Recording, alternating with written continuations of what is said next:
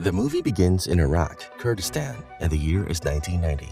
Some boys are playing football, and among them are the two orphan brothers, Zana and Dana.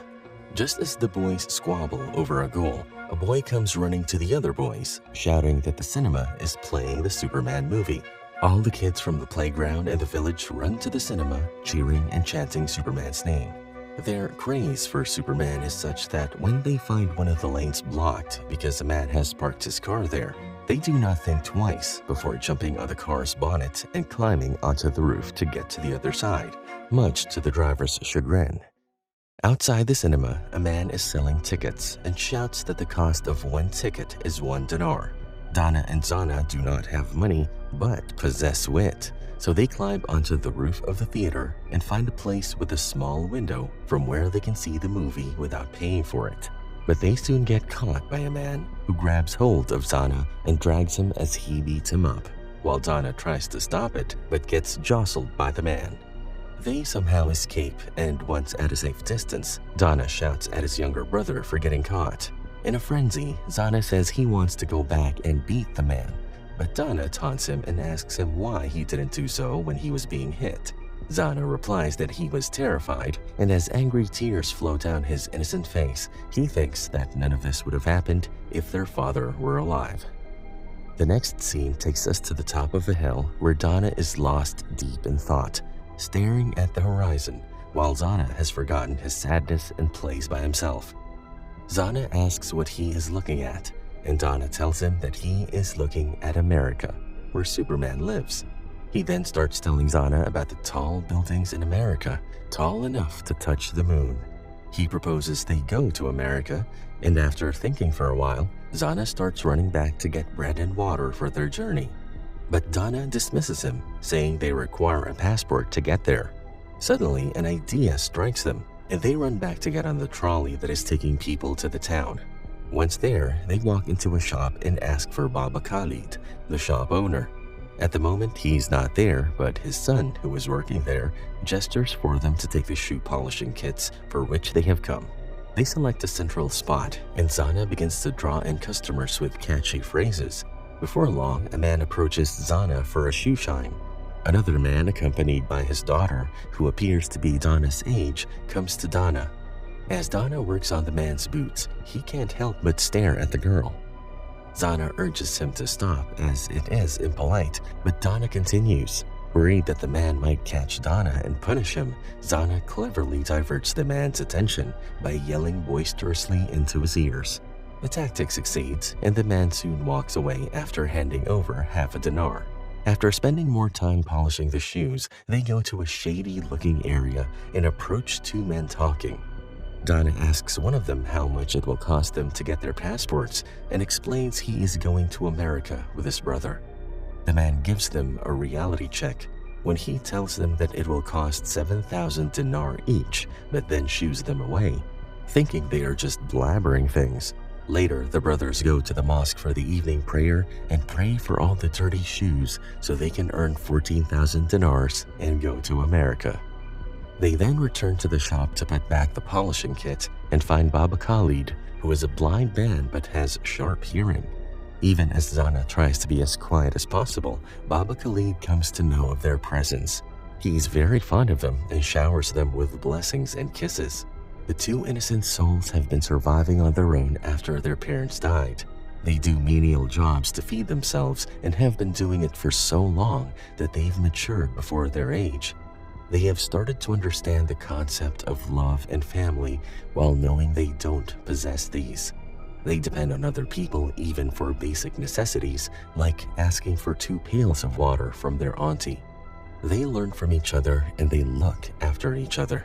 Just as they are walking back after the day's work, Dana spots the girl he met earlier and chases her, leaving Zana alone. He tails her for some time before she stops and confronts him for following her.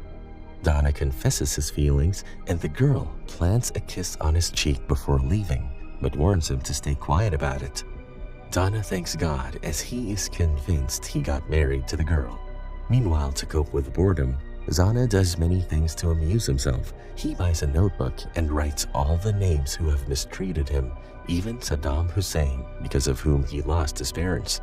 He intends to give it to Superman once they reach America so that he can teach all the miscreants a lesson. He then visits his favorite person, Baba Khalid, and complains about Donna running after the girl. He feels good when Baba Khalid calls him his son. As for him, Baba Khalid is the father figure he never had.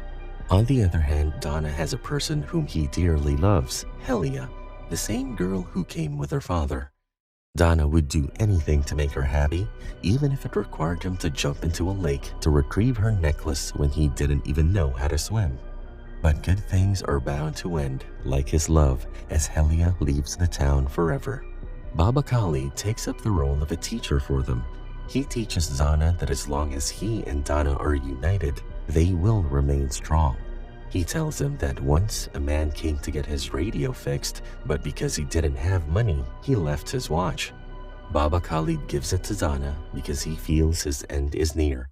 And so it happens. Baba Khalid passes away before Zana comes back in the evening to see him. With no one left to call their own, Zana and Donna are determined to go to America. Donna has Helia's necklace, which he never got a chance to give back, so he plans to sell it and get passports for himself and his brother. But when he goes to the man who arranges the travel, he is rebuffed as the necklace is deemed valueless. While Zana waits for his brother to come back, he engages in a marble match with another kid. But when the kid loses, he steals Zana's marble and they start fighting. To escape the fight, the kid proposes to give him a donkey tied nearby. After thoroughly checking the donkey, Zana agrees and mounts the donkey, whom he names Michael Jackson.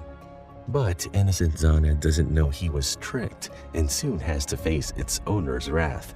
Donna somehow rescues Zana, but then he gets an idea, and they go back to the owner, who is now selling the donkey. They give him all their earnings from polishing shoes and offer to buy the donkey. It is not much, but the older man takes pity on them and sells them the animal. Now that they have a ride, they plan to leave, but before that, they go to visit their parents' graves to say goodbye to them. Zana talks to the headstones about how he and Donna will bring back Superman, and once they return, Superman will destroy Saddam Hussain and his soldiers and will get their parents back from the dead with a single touch. Donna feels guilty for lying to his younger brother, but he can't crush his hope. They prepare for their journey by packing bread and water, and when they leave, the entire town's kids come after them to say goodbye. They embark on their journey and travel for the entire day. In the evening, they spot a truck with Coca-Cola bottle crates, and Zana asks Donna if he can have one. Donna jumps into the truck to get 2 bottles, but the truck starts moving, taking Donna with it. Zana tries to catch up but fails and is left all alone with the donkey. Determined to find his brother, Zana sets out alone. On his way, he finds an older man pulling a loaded cart with great difficulty. Zana feels he should help the man and comes up with a perfect solution for both of them. He offers to tie his donkey to the man's cart, and this way, both can travel comfortably. Their conversation is amusing and hilarious, like when a truck full of satellite dishes passes, the man hides his face and tells Zana that Saddam Hussein builds satellites and they are evil. Their beliefs may have flaws, but for them, it is the way of their life. They continue their journey when all of a sudden, Zana sees his brother running towards him. They finally reunite, and Donna has brought 2 bottles of Coca-Cola with him, which they enjoy and share with the older man. They soon bid goodbye to the man, and the man showers them with blessings and prayers. They find a place on the roof of a masjid to spend the night, and in the morning they are woken up by the calling prayer booming through the speakers all over the roof. They resume their journey and soon reach the border, where the army personnel stares at them in amazement, but when they learn where the boys intend to go, they all start laughing at them. They drive the kids away and warn them never to come back. Unhappy with what happened, they go to a nearby town and decide to meet a smuggler, Ali.